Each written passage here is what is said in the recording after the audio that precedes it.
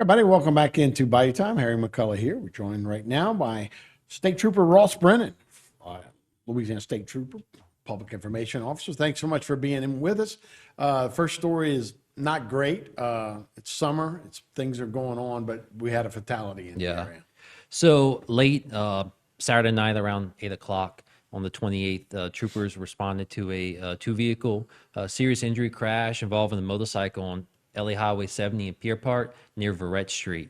As troopers were arriving on scene, they got some information from the sheriff's office out there, letting us know that there was a subject who was riding the motorcycle that was transported to a Baton Rouge area hospital with critical injuries.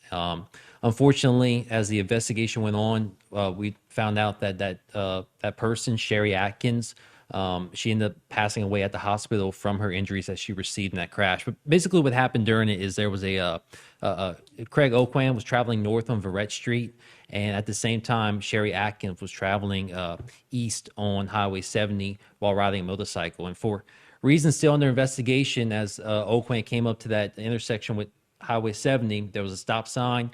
He failed to yield to that motorcycle that was approaching and pulled out in front of it, and ultimately vehicles collided. And even though Ms. Atkins was wearing a helmet at the time of the crash, she still suffered critical injuries and ultimately succumbed to them. Yeah, and we don't want to jump to conclusions as you guys are doing your investigation. In general, though, that's a lot of times, I guess people don't see motorcycles, and you just have to be more aware as we get into the summer season. Yeah. I saw a bunch of motorcycles out for Memorial Day that people are out there and they're on the road, and you got to be careful. I know we're about to wrap up May, but May is actually Motorcycle Safety Awareness Month. And so, as you said, I mean, there's a lot more motorcycles on the road. The weather's good. So it's always better just be more cautious and look for those smaller vehicles like a motorcycle, right? They could be approaching, and sometimes they're a little bit harder to see. But just a little bit more about this crash. So, of course, we took a toxicology sample from Ms. Atkins. We're waiting for that result to come back. But Mr. Oquan, he displayed no signs of impairment. He did submit to a voluntary breath sample, which showed no alcohol detected. At the time of this report, whenever we put the release out, he was cited with failure to yield from a stop sign and also with driving with a suspended license. But understand that this crash is still being investigated. Potential charges could come up later on. I know there were some people wondering why wouldn't he charge with whatever it is. Again, like I said, it's still in the infant stages of the crash. And another thing I want to touch on too, a lot of people ask why not vehicular homicide. Vehicular homicide, that charge is only whenever the driver was driving impaired. So if the driver was found to be sober, then they wouldn't, of course, be charged with vehicular homicide in that particular case. I see. Yeah, and summer season in particular, so conditions change a little bit. Who's out on the road changes a little bit. So what should we look forward to in the summer driving? So you got, I mean, like I said, the weather, motorcycles, you got kids now out of school. They're going to be riding on the road, hanging out with their friends. Learning how to drive. You got people going to different functions, events, whatever it might be. So just be more cautious. Please be more cautious on the road. You know, whenever you pull up to an intersection, double check and make sure for sure that nobody's coming. Don't just do a quick glance and assume. Definitely make sure, because we don't want no instances where, whether it's this type of situation or if a T-bone crash with another vehicle on the roadway, just make sure that the cars approaching are far enough away and then you have enough of a gap to pull out. Also make sure, watch your speed too, especially we're starting to get into the afternoon where you have those thunderstorms pop up. Whenever you speed and driving in the rain, just because it's 70 miles an hour on Highway 90 doesn't mean that you should be going 70 whenever it's pouring down rain. And not only could you hydroplane from the speed, but if you have bald tires on your vehicle, that can cause also the hydroplane cause a crash. So just simple stuff like that, right? You travel on the road. Also, summer is traveling season, so make sure your vehicle's properly up to date on maintenance. So check your fluid levels, check your tires.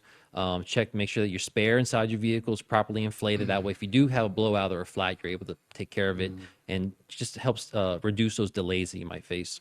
Yeah, that Spur 70 in that area is become a real popular area for motorcycles to drive. I know a lot of people do the poker runs. You go through this Funky Monkey and Spunky Monkey, or some of those bars over there where they do cards and they drive to different places. A great place to ride. Please be careful of those guys on the road. They usually drive in nice big packs, but motorcycles, bikes, all of those have a right to the road. And they have the right to the road, but also for the motorcyclists too, make sure they're driving in a safe manner as well.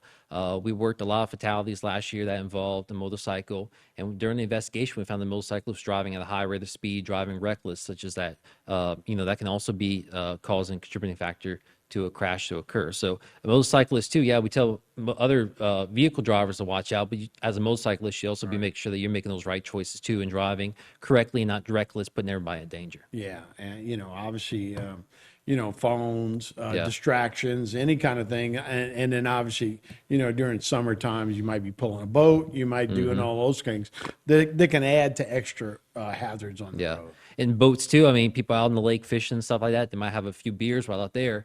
They don't really think that, oh, I'm operating a boat, but yeah, most definitely ask Wildlife and Fisheries. You can definitely get DWI while operating a boat too.